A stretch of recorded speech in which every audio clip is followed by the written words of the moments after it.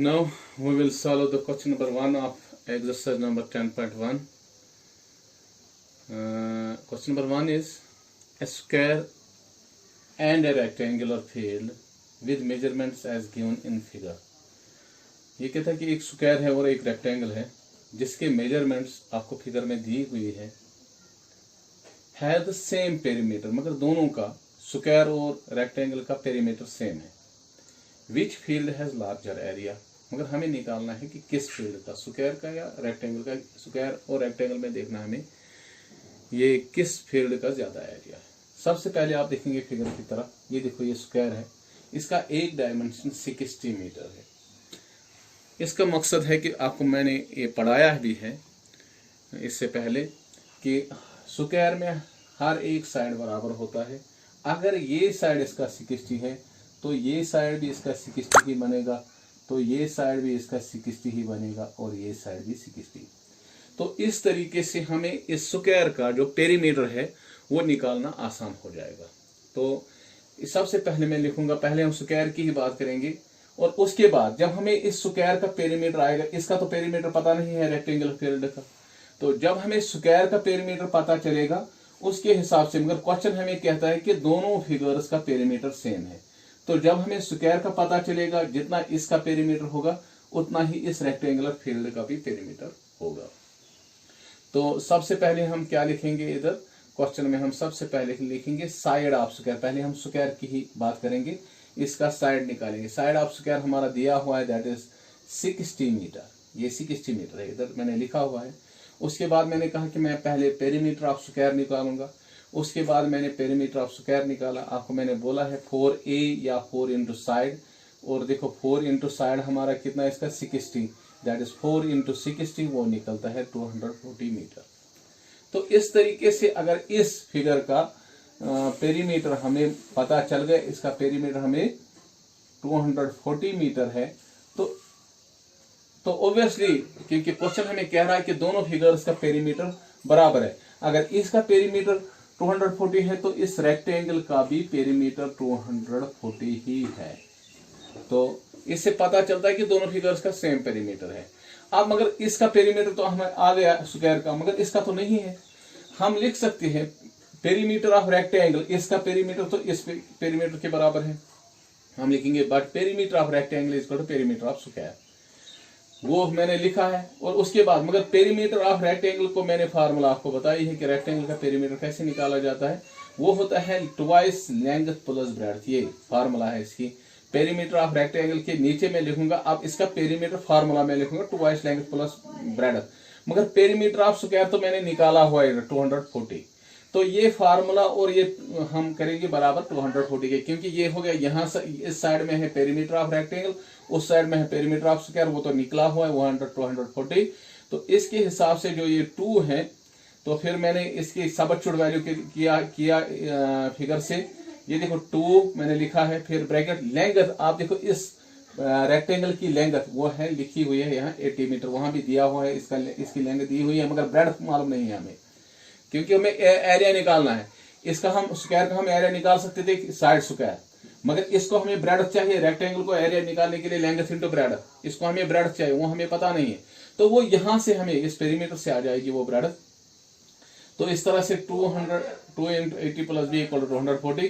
तो मैंने अब सबस्टिट्यूट वैल्यू किया, इधर 80, यहाँ मैंने 80 प्लस बी लिखा, मगर ये 2 यहाँ मल्टीपल में था तो दूसरी साइड में ये डिवाइड हो जाएगा. फिर 80 plus B equal to 240 by 2, that is 120.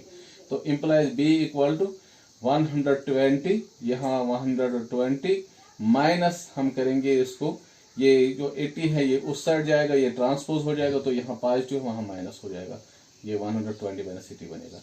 इस तरह b इक्वल टू 180 को हम 80 माइनस करें, वहां से 40 आ गया. इस तरह से हम अब दोनों फिगर्स का, अब हमें इसकी ब्रेड्थ भी आ गई, इस फिगर की ब्रेड्थ 40 मीटर है. अब हम इजीली इस स्क्वायर का भी एरिया निकाल सकते हैं और रेक्टेंगल का भी, क्योंकि now area of square is equal to side का स्क्वायर. साइड हमें दिया हुआ है साइड, दैट इज 60 का स्क्वायर इक्वल टू 60 का स्क्वायर हो गया 60 into 6, that is 3600 metre square.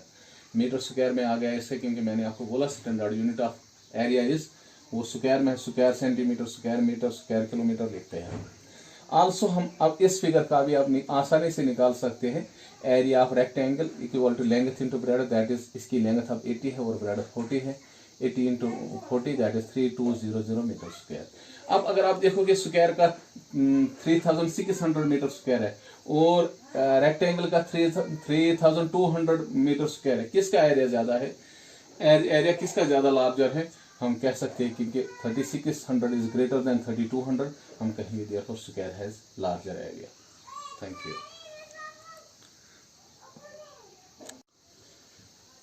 Now we will solve the question number 2 of exercise number 10.1।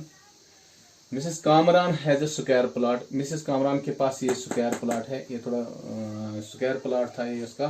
Square का हर एक साइड बराबर होता है, तो इसका हर एक साइड स्क्वायर प्लॉट का बाहर का हर एक साइड 25 मीटर है। वो तो फिगर में लिखा हुआ कितना है इसका हर एक side. Miss Kamran has a square plot with the measurements as shown in figure. ये कहता है कि हर एक मेजरमेंट वहां दिया हुआ है फिगर में। She wants to construct a house, वो एक घर बनाना चाहती थी। In the middle of the plot, इस प्लॉट के बीच, इस प्लॉट के सेंटर में वो एक घर बनाना चाहती थी। A garden is developed around the house, और इस घर के, ये जो हाउस है मैंने इधर बीच वाला रखा है हाउस, और इसके इर्द गिर्द वो एक गार्डन डेवलप करना चाहती थी। Find the total cost of developing a garden. ये कहता है कि मुझे बताओ इस गार्डन को, इसको कितना पैसा लगेगा। गार्डन अराउंड द हाउस, जो इसके घर के इर्द गिर्द है, eight the rate of ₹55 per metre square. Her metre square का इसको कितना लगता है? 55 रुपीज। सबसे पहले हम यहाँ क्या करेंगे? सबसे पहले हम इस सारे प्लॉट का एरिया निकालेंगे। ये देखो, सबसे पहले हम एरिया निकालेंगे। उसके बाद हम इस हाउस का भी एरिया निकालेंगे।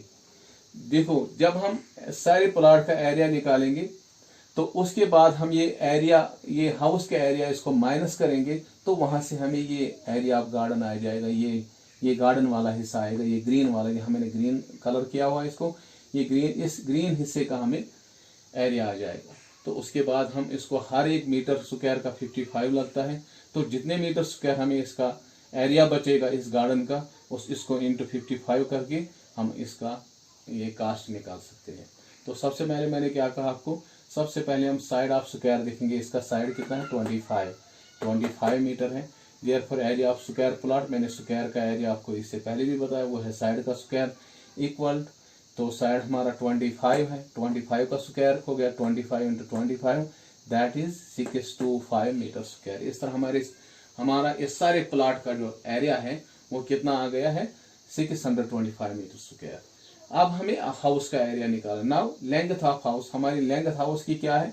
That is 20 metre. यहाँ फिगर में लिखी हुई है 20 मीटर, मैंने भी वही 20 मीटर लिखी है। और ब्रेडथ क्या है इस हाउस की? दैट इज 15 मीटर, तो वो 15 मीटर है। इसका एरिया, अब देखो, इसकी लेंथ एक है और ब्रेडथ दूसरी है, तो इसका मकसद ये रेक्टेंगल है। तो आपको मालूम है एरिया ऑफ रेक्टेंगल क्या होता है, तो हाउस का नक्शा ही होता है rectangular.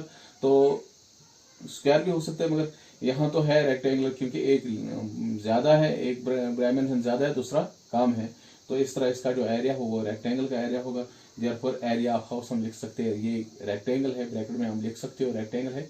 Length into breadth equal to, length हमारी इसकी 20 है इंटू ब्रेडथ 15, ये बनता है 300 मीटर स्क्वायर। इस तरह हमें एरिया आ गया सारे प्लॉट का, और एरिया आ गया हमारे हाउस का। अब आसानी से हम इस हाउस के इर्द गिर्द जो जमीन बचता है, जो जिसको गार्डन बनाना है, तो वो एरिया आ सकता है, एरिया गार्डन आ सकता है। टोटल प्लॉट का एरिया, टोटल प्लॉट का एरिया हम लिख सकते हैं एरिया ऑफ स्क्वायर प्लॉट, जो टोटल प्लॉट बाहर का एरिया था, total area, minus area of house, और एरिया ऑफ हाउस इसको माइनस किया जाएगा। एरिया ऑफ स्क्वायर प्लॉट हमने निकाला हुआ है, that is 625 metre square, 625 metre square minus area of house. Area of house तो बनता है 325 मीटर स्क्वायर, वो भी निकाला हुआ है। ये देखो, सॉरी, 300 मीटर स्क्वायर, तो 625 मीटर स्क्वायर को हमने 300 मीटर स्क्वायर कम कर दी, तो वहां से हमें आ गया 325 मीटर स्क्वायर। तो इस तरह हमारे गार्डन का, जो इस गार्डन का एरिया है वो है 325 मीटर स्क्वायर। अब हर मीटर स्क्वायर का हमें 55 रुपया लगता है, तो 1 मीटर का 55, 2 का 103 का 165, इस तरह जितने बढ़ेंगे इंटू 55 करना है। अब हमारा टोटल एरिया इसका क्या है 325 मीटर स्क्वायर। हम so cost of developing the garden at the rate of ₹55 per metre square equal total area हमारा अब ये 325 और हर मीटर का 55 लगता है, इतने मीटर का इंटू 55 हो जाएगा। तो इस तरह हमारा 17,875 रुपीज़ इसको इस जो गार्डन को डेवलप करने में खर्च होता है। उम्मीद है कि आपको ये वीडियो पसंद आया होगा। इसको शेयर और सब्सक्राइब ज़रूर कीजिएगा। Thank you.